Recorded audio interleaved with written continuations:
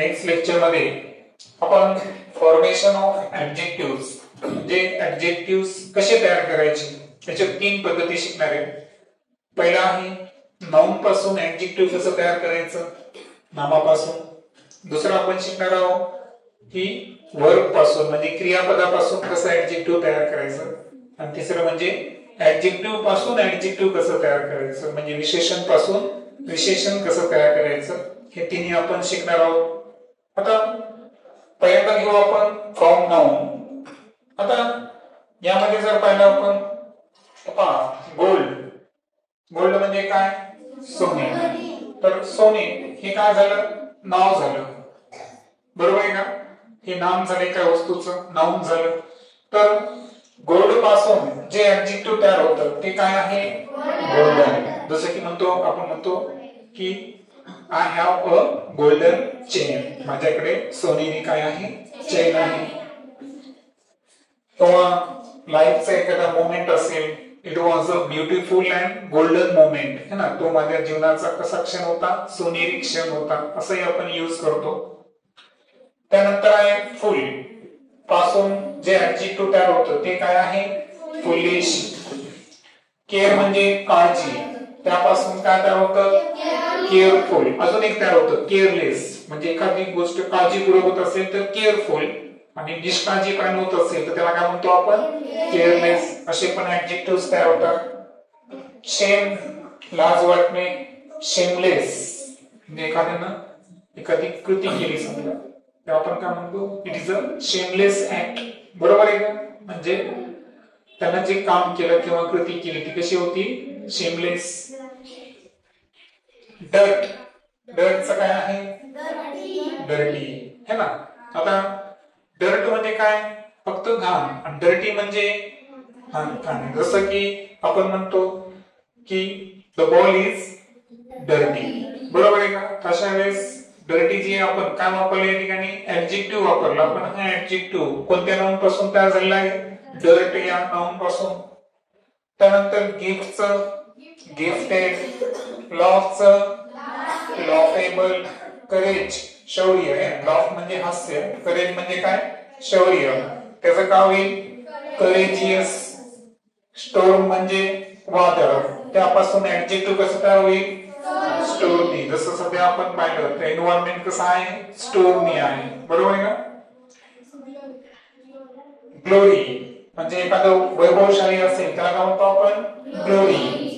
आणि glorious, glory पासून काय तयार होईल, ग्लोरियस. येते लक्षात. सो अशा पद्धतीनं हे असे नाउन्स आहेत की ज्यांच्यापासून आपण ऍडजेक्टिव्ह करत असताना थोडे थोडे चेंजेस केले. जसं की तर ईएन वापरला आपण, बरोबर आहे का, गोल्डन. याच्यामध्ये काय वापरलं बरं, फुल, केअरफुल. याच्यात काय वापरला, लेस. याच्यात काय वापरला, वाय. करेज मध्ये काय वापरला, OUS. लॉफेबल मध्ये काय वापरला, ABLE, बरोबर. इथे जर पाहिलं आपण तर काय वापरला, है ना, वायला रिमूव्ह केला, IOUS. म्हणजे अशा पद्धतीनं तुम्हाला लक्षात आलं असेल की आपण मॅक्झिमम याचं काय करायचं, कलेक्शन करायचं. कलेक्शन केलं लक्षात येतं की कशा पद्धतीनं डिफरंट प्रकारचे नाउन्स आपण ऍडजेक्टिव्ह मध्ये कन्वर्ट करू शकतो. देन सेकंड पाहू आपण वर्ब पासून. आता मूव, मूव म्हणजे काय, हालचाल करणे, हे एक वर्ब आहे. आणि त्याचा ऍडजेक्टिव्ह काय असेल, मुव्हेबल.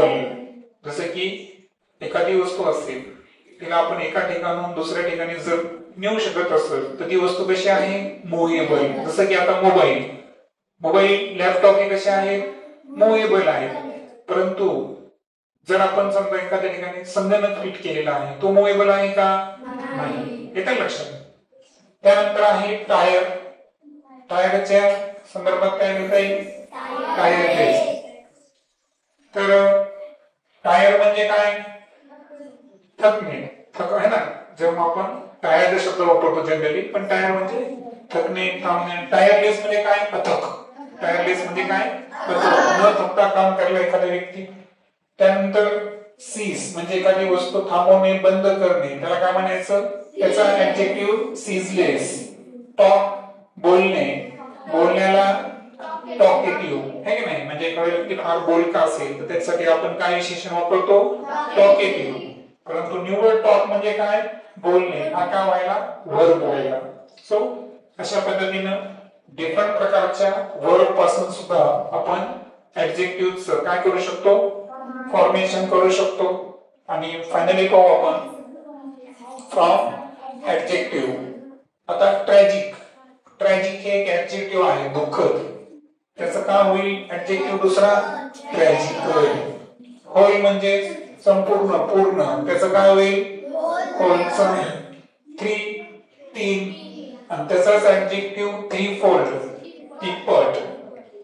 ब्लॅकचं ब्लॅकिश, व्हाईटचं व्हाईटिश, पिंकचं बरोबर या टाइप मध्ये. आणि फायनली आहे सिक, सिकली म्हणजे आजारी जर असेल तर अशा वेळेस विशेषण सिक पासून आपण सिकली असं ऍडजेक्टिव्ह तयार करू शकतो. सो ओव्हरऑल मी तुम्हाला आता आपल्या ग्रुपवर है ना, व्हॉट्सअपच्या ग्रुपवर काय करेन, एक कलेक्शन टाकतो ज्यामध्ये कशापासून, नाउन पासून तयार होणारे ऍडजेक्टिव्ह, त्यानंतर वर्ब पासून कोणकोणते ऍडजेक्टिव्ह तयार होऊ शकतात आणि ऍडजेक्टिव्ह पासून कोणकोणते ऍडजेक्टिव्ह तयार होऊ शकतात, हे आपण सर्व त्या ठिकाणी लर्न करू. तर या ठिकाणी आपला ऍडजेक्टिव्ह हा टॉपिक संपतो.